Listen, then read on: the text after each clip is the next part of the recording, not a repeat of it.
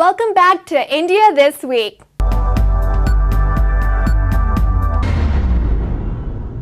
Annual car sales in India declined for the first time in 11 years in 2013, posting a 10% decline to 18.07 lakh units. Industrialists expect that the slowdown is likely to continue for the next 6 months of 2014. India has been recording an upward trend in automobile industry since 2002. According to the Society of Indian Automobile Manufacturers, the car industry has been facing a tough time with demand tapering off in 2013. High inflation, rising fuel price, and the unfavorable interest rate regime are dampening customer interest.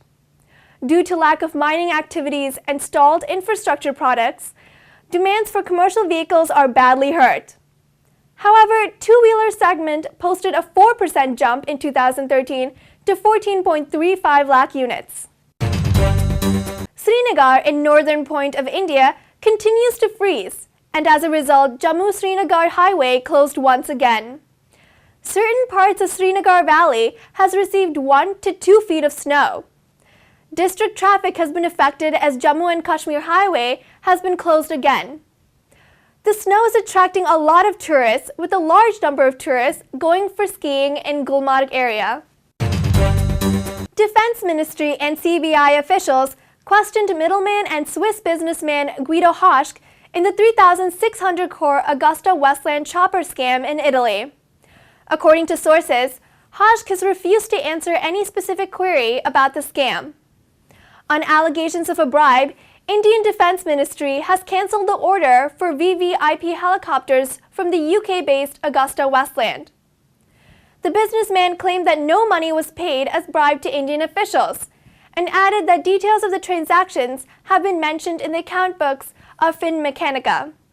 He also claimed that the money given to IDS Infotech in Chandigarh was for an engineering contract. The Italian prosecutor who carried out the preliminary inquiry in Milan has alleged that the CEO of Finmeccanica had used services of middlemen to bribe Indian officials. Election Commission of India cancelled a proposed tie-up with the internet giant Google over national security worries.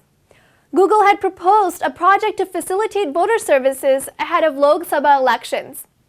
Major parties and cyber experts have raised security concerns arising out of such an occasion.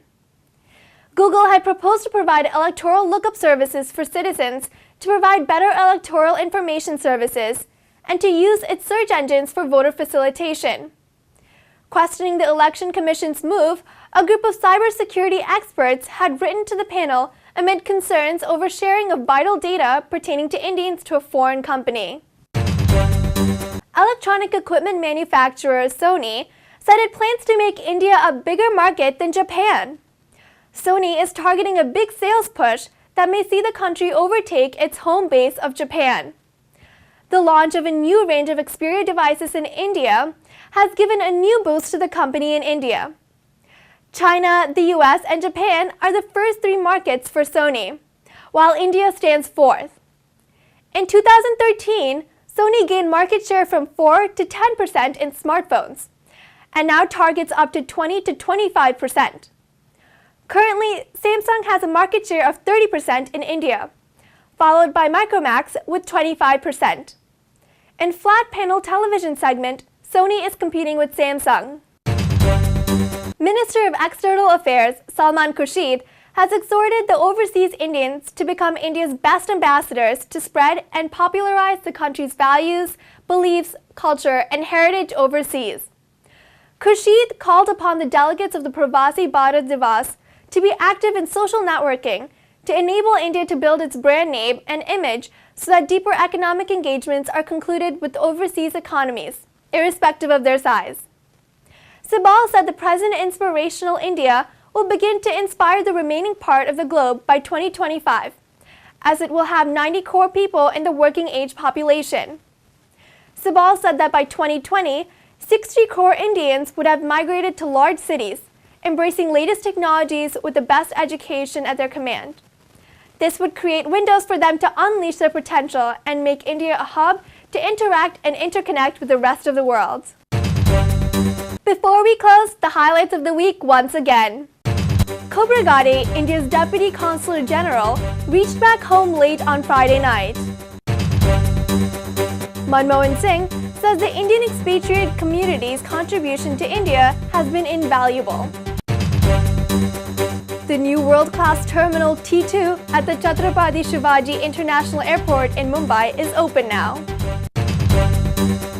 Surveys say 44% of voters in India's top metropolises are willing to vote for the new Aam Aadmi Party.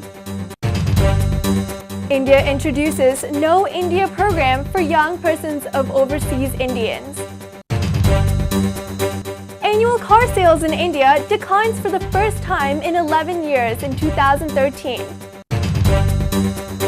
Defense Ministry and CBI officials questions middleman and Swiss businessman Guido Hoschk in the 3,600 crore Augusta Westland chopper scam. Election Commission of India cancels proposed tie-up with internet giant Google over national security worries.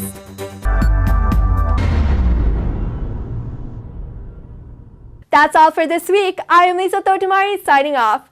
Wish you wonderful days ahead. See you next week this time.